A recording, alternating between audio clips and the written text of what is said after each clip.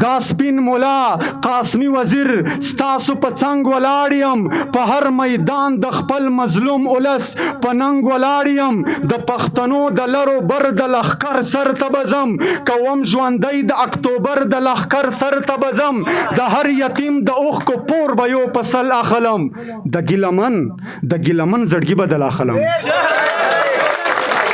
لچا ګیله وکړم او چاته شکایت وکړم، لچا ځان وژغورم لچا نه حفاظت وکړم، پردي مې نه پرېږدي په ځمکه خپل مو هم نه پرېږدي، د ملک واکدار مو تنګوي اتل مو هم نه پرېږدي، ځینې ځوانان مو په جیلونو کې بندي پراته دي، ځینې ځوانان مو د مرګي خوله کې بندي زخمی پراته دي. منم چې زمونږ نه په یو وخت کې کوتاهي شوې ده، د پښتنو د مشرانو نه غلطي شوې ده، د بوبړو شهیدان ګلان خو یاد وي درته، د اشناغر په وینو سره ځوانان خو یاد وي درته، دې تور کارغره ته 6,500 ګلونه مړه کړل، د پښتنو په قتل عام یې زړونه ښه ساړه کړل، بیا یې د هر کور نه د 1 روپۍ حساب واخیسته، د هر مقتول یې د ګولۍ حساب واخیسته. دې تور کارغره ته 6,500 ګلونه مړه کړل، د پښتنو په قتل عام یې زړونه ښه ساړه کړل، بیا یې د هر کور نه د 1 روپۍ حساب واخیسته، د هر مقتول یې د ګولۍ حساب واخیسته. دوی انتقام نه واخیست، لاره یې بدله کړله، بس دوی د عدم تشدد فلسفه خپله کړله، صرف یې ناره وکړه چې وي به زمونږ تل اختیار، خپله خاوره خپل اختیار نه منو د بل اختیار. کاش دوی انتقام نه واخیست، لاره یې بدله کړله، دوی بس د عدم تشدد فلسفه خپله کړله، صرف یې ناره وکړه چې وي به زمونږ تل اختیار، خپله خاوره خپل اختیار نه منو د بل اختیار. وایه په خاوره مو اختیار او واکمني کومه ده، په د 50 کالو کې خپلواکي کومه ده، کاش چې دوی د هغو شهیدانو پور اخستی وای، کاش له ریاست یې خپل اختیار په زور اخستی وای، اوس به پښتونخوا کې بل د ظلم جبر اور نه وای، اوس به په نارو او په جلسو ستړی منظور نه وای.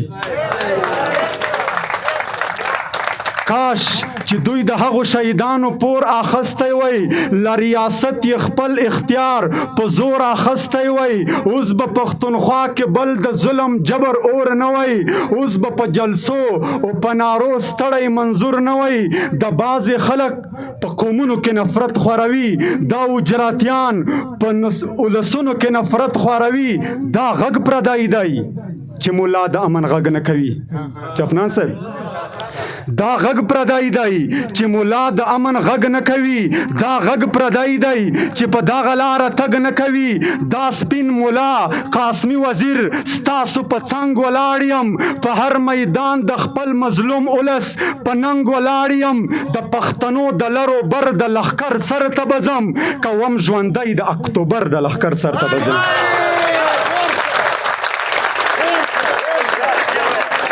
مننه. دا غږ پردی دی چې مولا د امن غږ نه کوي، دا غږ پردی دی چې پر دغه لاره تګ نه کوي، دا سپین مولا قاسمی وزیر ستاسو په څنګ ولاړ یم، په هر میدان د خپل مظلوم ولس په ننګ ولاړ یم، د پښتنو د لرو بر د لښکر سر ته به ځم، کوم ژوندی د اکتوبر د لښکر سر ته به ځم، د هر یتیم د اوښکو پور به یو په سل اخلم، د ګیلمن زړګي به دل اخلم.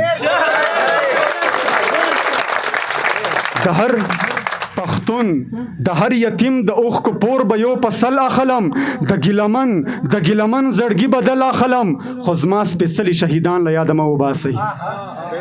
خو زما سپېڅلي شهیدان له یاده مه وباسئ. معراج الدین شیخ نصیب خان له یاده مه وباسئ چې د دې خاورې په ناموس باندې غلبیل شو.